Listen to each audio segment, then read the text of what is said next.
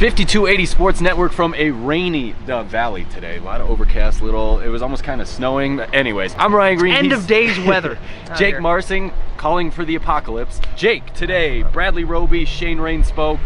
Not much that we can get from there. But one thing that has happened this week, Jamaal Charles, now officially a Denver Bronco. I will tell you my thoughts on that after yours. I want to hear yours Well, first. yeah, Ryan, Jamaal Charles yesterday signs a one-year deal, $900,000 base salary, $3.75 million deal in total with incentives, has a $100,000 workout bonus attached to the deal. It's a low-risk, high-reward deal for the Broncos, assuming that Charles can come in and play the role that they expected him to play. A third down contributor, an explosive offensive piece, potentially. The flip side of that, Ryan, the guy's 30 years old. Right. He carried the ball 12 times last year. Yes. He hasn't really played in 2 seasons. What are you really getting out of Jamaal Charles after 2 ACLs? That's the balance the Broncos have to strike.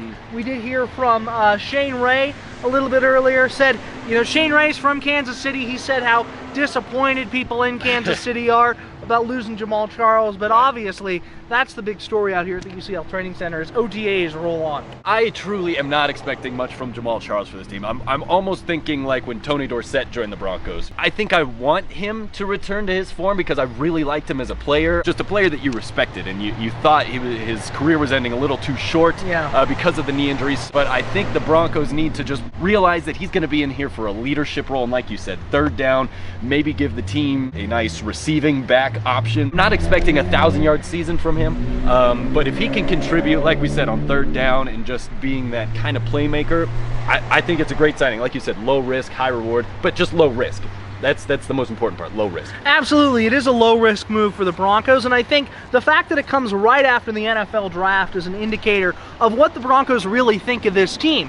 The fact that they weren't able to move up in the second round to get an offensive playmaker. They go out, they get Jamaal Charles instead. The question with Jamaal Charles, Ryan, is, are you getting Emmitt Smith with the Cardinals? Right. Or are you getting potentially more like a Peyton Manning with the Broncos? I don't know which one it is. My bet is it's probably more Emmitt Smith with the Cardinals. Yeah, I think so too. You want to talk about this more on a podcast? Yeah, we're going to go do a podcast. Right. Talk about the draft a little bit in that podcast too, I'm sure. Yes, and he will have a write-up today, I'm assuming, on with Shane Ray, Bradley probably Roby, on Shane Ray, Bradley Roby's role evolving with DeMarcus Ware leaving. They talked about that a lot today. Also, some interesting stuff from Shane Ray on Von Miller's evolution as a leader in that locker room. I was surprised by the answer as well. So yeah. I'm anxious to see your take on that. We'll see what I wind up spitting out here a little later. All right, cool. We're gonna go get out of the rain. Below this video, it'll be below the video. It'll be so below read this the video. story below. Right there. All right, now we're gonna go get out of the rain. We're gonna record that podcast. Keep checking our Twitter accounts as well as 5280 Sports Network for all that content. For Jake Marsing, I'm Ryan Greene. We'll see you later.